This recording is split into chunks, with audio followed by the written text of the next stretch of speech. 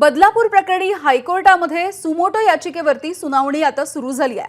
फरार आरोपींना जामीन मिळण्याची पोलीस वाट बघतायत का असा प्रश्न आता कोर्टाने विचारलाय।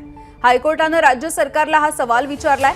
पोलिसांनी आधी सुद्धा काम नीट केलं नाही आणि आता सुद्धा नीट करत नाहीये असे ताशेरे कोर्टाने ओढलेले आहेत।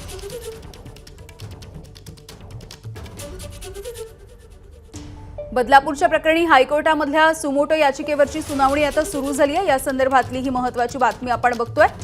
फरार आरोपींना जामीन मिळण्याची वाट पोलीस बघतायत का असा सवाल आता कोर्टाने विचारलाय।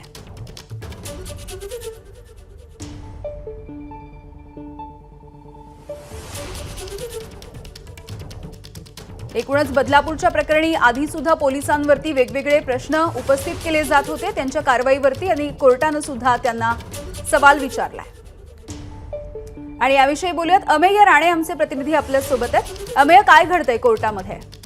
या संदर्भात हायकोर्टाने जी सुमोटो याचिका दाखल करून घेतली होती त्यावर सुनावणी आता पूर्ण झालेली आहे आणि ही सुनावणी आता 4 आठवड्यांसाठी तहकूब करण्यात आली आहे। या 4 आठवड्यांच्या कालावधी जी हायकोर्टाने सुचवलेली कमिटी होती त्या कमिटीला आपला कार्यकाळ सुरू करण्यास कोर्टाचे निर्देश आहेत। तसेच या संदर्भात काय उपाययोजना करता येतील ते सुद्धा पुढच्या सुनावणीत कोर्टात सादर करावं लागेल। पण त्यापूर्वी अद्याप 2 फरार आरोपींचा शोध का घेऊ शकलेले नाहीयेत पोलीस, यावर हायकोर्टाने तीव्र नाराजी व्यक्त केली आहे। याच 2 आरोपींच्या अटकपूर्व जामिनावर दुसऱ्या कोर्टात आता थोड्याच वेळात सुनावणी सुरू होईल, तेव्हा त्यांना अटकपूर्व जामीन मिळायची तुम्ही वाट बघताय का?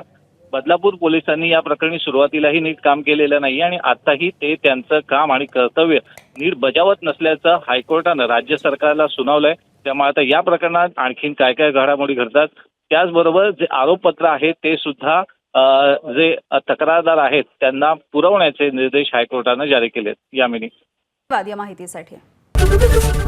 एबीपी माझा, उघडा डोळे बघा नीट।